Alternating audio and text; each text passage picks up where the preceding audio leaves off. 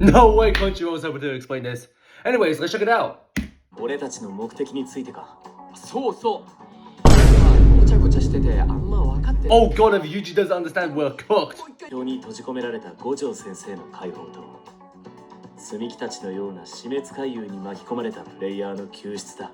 Ah, I see. なるほどな。ここまで分かっていれば大丈夫か？ああ。Wow, thanks Crunchyroll. That was very Good.